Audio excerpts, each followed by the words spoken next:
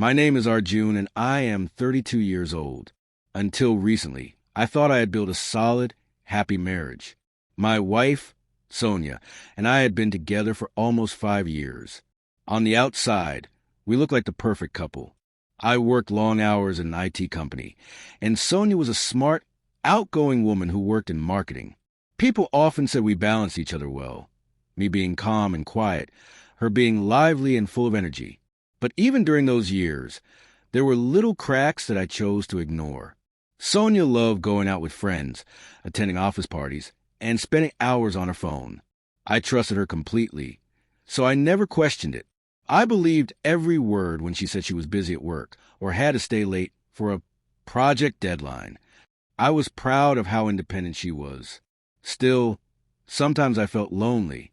Our dinners grew shorter, our conversations lighter, and her smile for me didn't shine the way it once did. I tried to believe it was just the stress of work. I told myself that every marriage goes through phases, but deep inside, a quiet fear started to grow. 2 months ago, everything fell apart. After weeks of fights and cold silences, Sonia looked me in the eye and said she wasn't happy anymore. She told me she needed freedom and that our marriage felt like a cage. I tried to convince her to stay, to work things out, but she had already made up her mind. Within weeks, we were separated. It broke me. I couldn't understand how the woman I loved so deeply could walk away so easily. I blamed myself, thinking maybe I hadn't given her enough attention, or maybe I was too boring compared to her exciting world. At that time, I thought the breakup was the end of the story. But I was wrong. 2 months later, I would discover what Sonia was really doing behind my back, and that truth would hurt even more than the divorce itself. Life after the breakup felt like stepping into an empty house that once held laughter and warmth, but now echoed only silence. The first few days were the hardest. I woke up expecting to hear Sonia moving around, making coffee, or humming to herself. Instead, the apartment felt cold and lifeless. I would reach for her side of the bed in the middle of the night, only to remember she wasn't there anymore. I tried to keep myself busy. I threw myself into work, stayed late at the office, and pretended I was fine. My colleagues noticed a change, but I always smiled and said, "I'm okay." Deep inside, I was anything but okay. At home, I distracted myself with video games, gym sessions, and endless scrolling on my phone. None of it worked for long. The loneliness always found its way back. Friends told me to forget Sonia and move on. "You're still young," they said. "You'll meet someone better." Their words were kind, but they felt empty. Moving on sounded easy when it wasn't your heart that was broken. For me, every day was a reminder of what I had lost. Sometimes I would open Sonia's social media. She looked happy in her pictures, smiling with friends, traveling, posting cheerful quotes about new beginnings. Each post stabbed me with questions. Had she really moved on so quickly? Was I the only one suffering? Nights were the worst. When the world was quiet, memories came rushing back.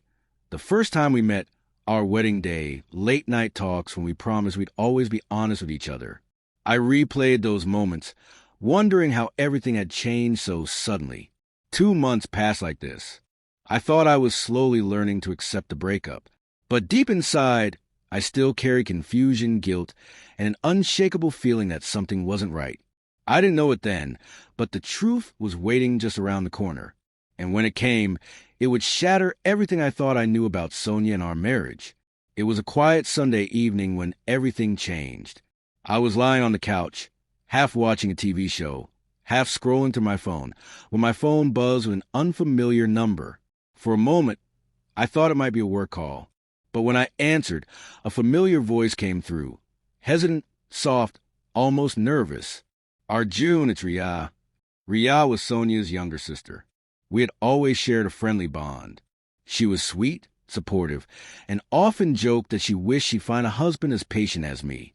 After the breakup, I hadn't spoken to her. Hearing her voice again felt strange. "Ria?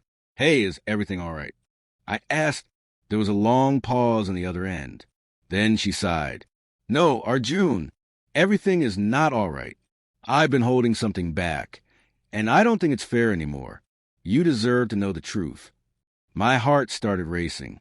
Her tone was serious, heavier than I had ever heard from her before. I sat up straight. What do you mean? What truth? Another pause. Then she said the words that shook me to my core. Sonia wasn't just busy with work. Arjun, for months before the breakup, she was seeing someone else, a man from her office. I knew, but I stayed quiet because I didn't want to get in the middle. But now, I can't carry it anymore. You didn't deserve this. The room seemed to spin around me. My chest tightened, and I felt like I couldn't breathe. Are you sure? I whispered, even though deep inside I already knew the answer. Yes, Ria replied firmly. I saw them together more than once. Dinner, movies, even trips she told you were business. I thought maybe it was just a phase, but it wasn't. She left you for him, Arjun. I couldn't respond. My throat was dry, and my hands were shaking. The words echoed in my head, tearing through every memory, every excuse Sonia had ever given me. The late nights, the sudden work emergencies, the way she pulled away from me. It all made sense now. Ria's voice softened. I'm so sorry. I should have told you earlier, but I didn't want to break your heart. I couldn't keep it inside anymore. I thanked her quietly, though the words fell heavy. After the call ended, I just sat there in silence, staring at nothing. The truth I had suspected but never wanted to face was finally out, and it hurt more than I ever imagined. After Ria's call, I sat frozen on the couch for what felt like hours. My mind kept replaying her words, and slowly, like pieces of a puzzle, memories started falling into place. Things I had ignored before now looked painfully obvious. I remember the nights Sonia said she had to work late. I would wait for her, sometimes even cooking dinner, so we could eat together when she came back. She would walk in past midnight, smelling a perfume that wasn't hers, smiling faintly, saying she was exhausted.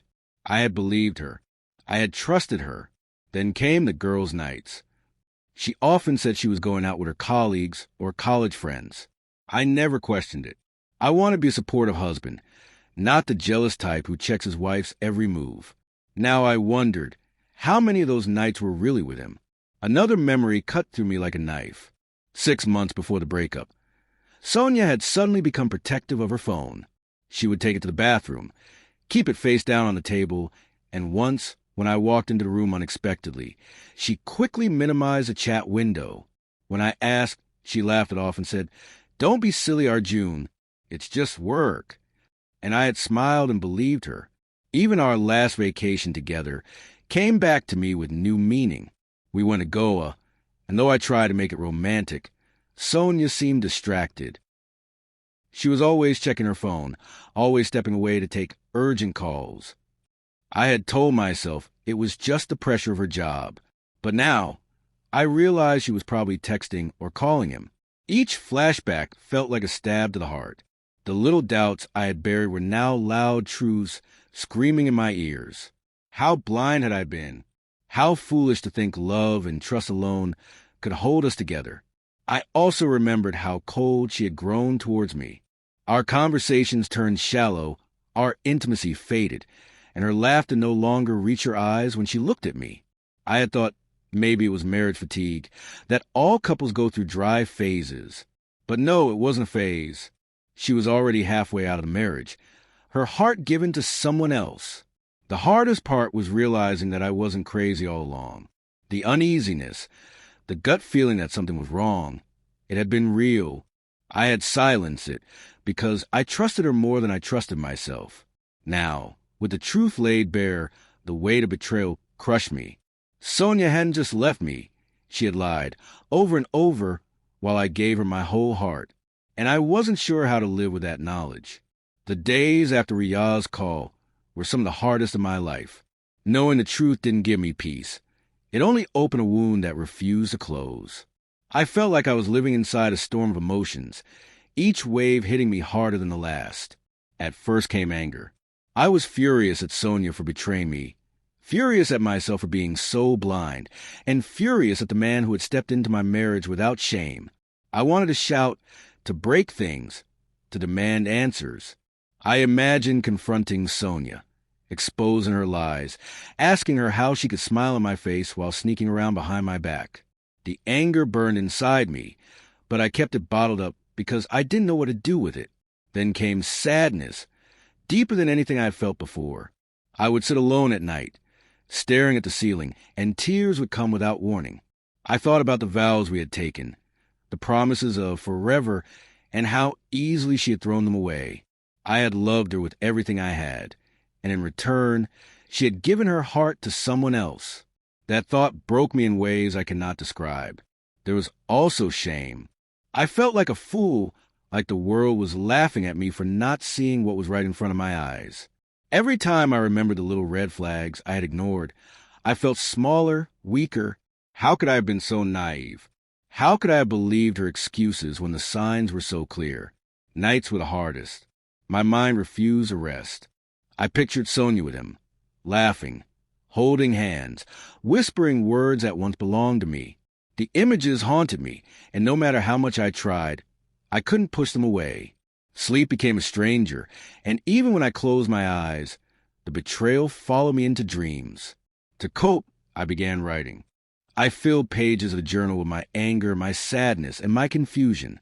Sometimes I wrote letters to Sonia that I never sent, letters filled with questions, accusations, and the pain of being left behind. It didn't fix anything, but it helped me breathe when the emotions grew too heavy. Despite everything, part of me still longed for her. That was the cruelest part of the storm. Even knowing she had betrayed me, my heart still missed her laugh, her presence, her touch. Love and hate lived inside me at the same time, and it tore me apart. I didn't know if I would ever heal. But I knew one thing for sure. The man I had been before the breakup, the man who trusted blindly and loved without doubt, was gone. Weeks passed after Riyadh's call, but the truth never left my mind. I tried to carry on with work and daily life, but the anger and betrayal stayed with me. Then one afternoon, fate gave me an unexpected chance. I was sitting in a cafe, sipping coffee and reading emails, when I looked up and saw Sonia walk in. She was alone, dressed in her usual stylish way, but there was no glow on her face like the one I remembered from her social media pictures. For a moment, my heart skipped. Then the storm inside me reminded me who she really was. She noticed me, froze for a second, and then forced a smile. "Arjun, hi," she said, as if we were just old friends meeting by accident. I nodded, calm on the outside, though my chest was heavy. "Hello, Sonia." There was an awkward silence before she sat down at the next table. Finally, I spoke. "I know the truth. About him. About everything." Her eyes widened, and I saw a flicker of panic. She looked down at her cup and whispered, "Riyadh told you, didn't she?" "Yes," I replied firmly. "And I don't need your excuses. You could have ended things honestly. Instead, you lied to me every day while giving yourself to someone else. That's the part I'll never forgive." She tried to defend herself, saying, "I wasn't happy, Arjun." I felt trapped. I needed more. Her words sounded weak, like she was convincing herself more than me. I stood up, leaving my coffee unfinished. "You could have chosen honesty, Sonia. You didn't. That's the difference between us." For the first time, she had no answer. She just sat there in silence, her face pale, her confidence gone. I didn't wait for her reply. I walked out of the cafe, and with every step, I felt a strange sense of power return to me. It wasn't joy. It wasn't healing. But it was closure. And that was enough to take the first step toward moving on. Walking out of that cafe felt like closing the last chapter of a painful book. For the first time in months, I didn't feel like a victim anymore. Yes, I had been betrayed, but I also realized something important. Sonia's choices did not define my worth. Her lies were hers to carry, not mine. In the weeks that followed, I began focusing on myself. I started therapy, where I learned that healing wasn't about forgetting. It was about accepting what happened and choosing not to let it control me anymore. My therapist reminded me that betrayal says more about the betrayer than the betrayed. Slowly, those words started to make sense. I also reconnected with old friends I had drifted away from during my marriage. They welcomed me back with warmth and laughter I had missed for years. Nights that were once filled with loneliness turned into evenings of conversations, movies, and even small adventures. For the first time in a long while, I felt like I was part of life again. The journal I had started became my daily habit. Instead of pouring out only anger and sadness, I began writing about gratitude. Small things like the taste of good coffee, a friend's call, or the peaceful silence of a morning walk. Slowly, my heart began to lighten. One evening, I looked at myself in the mirror and realized something. The pain had not disappeared, but it no longer ruled me. The storm had passed. I was still standing, maybe even stronger than before. I don't know what the future holds, whether love will come again or not. But I do know this. I won't let betrayal chain me to the past. I have learned to trust my instincts, to value honesty, and to put myself first. Sometimes the truth breaks you, but it also sets you free. And as I stepped into my new life, I knew I was finally ready to move forward.